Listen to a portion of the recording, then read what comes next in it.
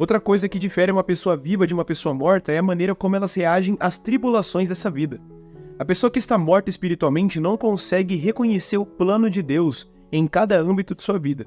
E, portanto, qualquer tribulação, desemprego, luto, tristeza, para ela parece já o fim do mundo, como se tudo fosse acabar, inclusive como se Deus devesse alguma coisa para ela. Por que Deus permite que eu passe por isso se eu sou um crente fiel que vou para a igreja todo domingo? Mas nós sabemos que aquele que está vivo espiritualmente em Cristo confia nas promessas de Cristo, inclusive promessas que envolvem o sofrimento e a tribulação. Jesus Cristo realmente existiu? Jesus Cristo certamente é uma das figuras mais emblemáticas, famosas e importantes que já pisou na face da Terra. E é impressionante como até hoje, em pleno século XXI, ainda tem gente que duvida da existência dele. Meu nome é Pedro, você está no perfil do Conhecendo a Bíblia e vamos junto. Para você que não sabe, no mundo antigo, praticamente nenhuma figura histórica escrevia nada sobre si mesmo. Isso geralmente era papel de historiadores.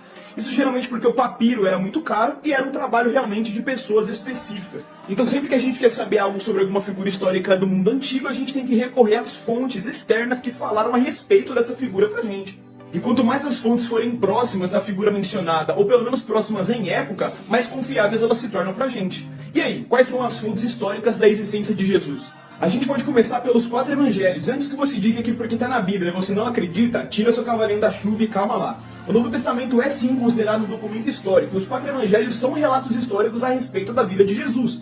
No caso de Mateus, Marcos e João, são relatos de testemunhas oculares de Jesus. E no caso de Lucas, é um relato de um investigador que entrevistou testemunhas oculares. Significa que esses homens viveram na época de Jesus e seus relatos começaram cerca de 15 a 20 anos após a morte de Jesus, ou seja, foi tudo muito recente. Mas tudo bem, já que você não quer a Bíblia como fonte, a gente pode falar de Flávio Joséfo.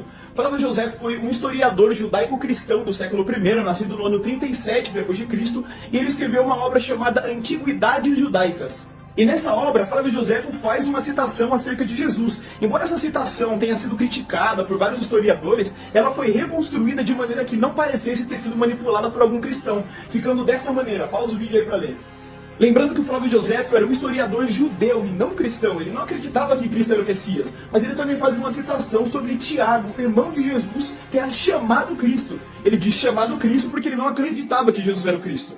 E a gente também pode falar de Tácito, que foi um senador e historiador do século I, nascido no ano 55 d.C. Em na obra historiográfica de Tácito, chamada Anais, ele faz uma citação sobre cristãos serem perseguidos por Nero e acusados de colocar fogo em Roma, e diz que aquele que deu origem ao nome cristão foi um homem chamado Cristo, condenado à morte por Pôncio Pilatos durante o reinado de Tibério, exatamente como o Novo Testamento nos traz. E por fim, mas não menos importante, temos a citação de Plínio Jovem, que foi um magistrado romano do século I, nascido em 61 d.C., que trocava cartas com seu amigo, o imperador Trajano. E numa dessas cartas que o Plínio mandou para o imperador, ele menciona os cristãos, que são pessoas que adoram um tal de Cristo como se ele fosse Deus, o que é mais uma evidência da existência histórica de Jesus. Fora que a gente também pode falar de alguns pais da igreja que nasceram no século I e foram discípulos dos próprios apóstolos de Cristo, como Clemente de Roma, Inácio de Antioquia e Policarpo de Esmirna, que também mencionam Jesus em cartas que eles enviam para várias igrejas daquela época. Mas se você está achando que isso não é evidência o bastante, curte, segue a página, fica para a parte 2, para você nunca mais precisar se perguntar se